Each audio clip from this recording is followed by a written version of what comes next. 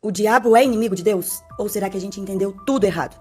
Na Bíblia, Satã não aparece como um ser rebelde que luta contra o Criador. Ele não é inimigo de Deus. Pelo contrário, ele é um servo criado com um papel específico: se opor ao homem, testar, provar e acusar aqueles que quebram os mandamentos. Jó é um exemplo. Satanás recebe permissão divina para prová-lo em sua fidelidade. Isso nos mostra que ele age dentro da ordem divina, não fora dela. Só que ao longo do tempo, muitos textos bíblicos foram mal interpretados e usados para criar uma imagem diferente. O rei da Babilônia, em Isaías, foi confundido com Satã. O 1/3 das estrelas em Apocalipse foi lido como uma rebelião no céu, quando o texto fala de outra realidade simbólica. Eu sei que é difícil se desprender de uma crença que você foi ensinada a vida toda, mas não. Satanás não é o rival de Deus. Ele faz parte do plano divino. Ele é um instrumento de justiça e prova para o homem. Você já tinha pensado dessa forma? Compartilhe esse vídeo com seus amigos. Assistindo a este vídeo com essa abordagem, sem se apegar ao que Yeshua e seus emissários disse sobre as forças impuras ou de baixa frequência, sentimos até vontade de nos tornar amigo do diabo ou pensar que ele é um ser bonzinho. Mas vamos primeiro pontuar algumas questões importantes sobre o texto de Isaías 14 e sobre essa pauta de acordo com o pensamento judaico. Primeiro, o próprio Urashi, neste verso, reconhece que o texto, ao falar do rei da Babilônia, se refere a ele como uma potestade terrena e que sua eventual queda aponta também para a queda da potestade espiritual dominante naquela região da Babilônia. Ouça o que diz Rashi sobre o texto de Isaías 14. Este é Vênus, que dá a luz como a estrela da manhã, Rei Léo sendo derivado de Yahal para iluminar. Esta é a lamentação sobre o príncipe celestial da Babilônia que cairá do céu.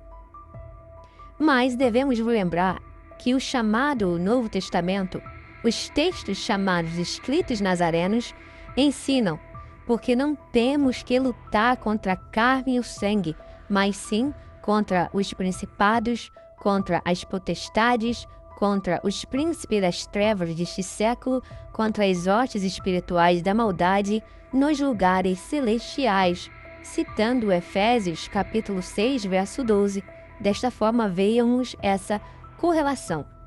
Aqui devemos observar algo.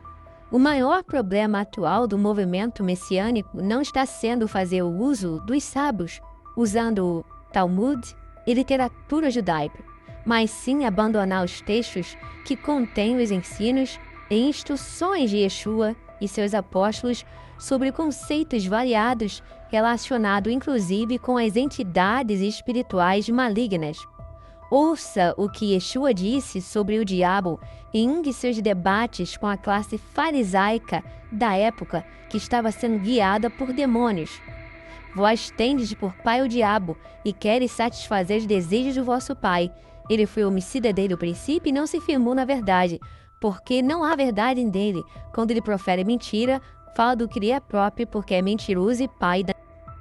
O próprio apóstolo Yohanan, conhecido como João, disse: Filhinhos, ninguém vos engane. Quem pratica a justiça é justo, assim como ele é justo. Quem pratica o pecado é do diabo, porque o diabo peca desde o princípio. Para isto, o Filho de Deus se manifestou, para desfazer as obras do diabo. 1 Yohanan, João 3, 7 e 8. Veja como João mostra uma imagem tão amável desse ser que algumas pessoas do movimento judaico-messiânico têm ensinado as pessoas a amarem. No judaísmo do Segundo Templo, existia a crença de que havia possibilidade do uso de forças malignas para dominar os próprios demônios.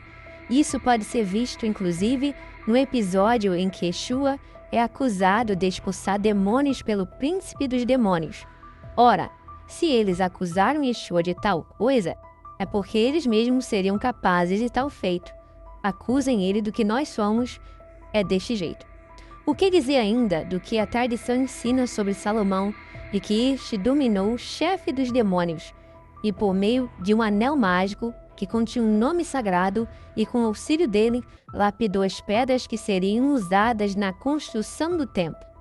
Eu encerro este vídeo os lembrando as palavras do apóstolo Paulo, conhecido como Rav Shaul, de que devemos estar edificados sobre o fundamento dos apóstolos e dos profetas, de que Yeshua HaMashiach é a principal pedra de esquina, no qual todo edifício bem ajustado cresce para templo santo no Senhor, no qual também vós juntamente sois edificados para a morada de Deus em espírito, citando Efésios capítulo 2, verso 20 ao 22. Que o Eterno possa continuar abençoando vossas vidas e iluminando vossos corações.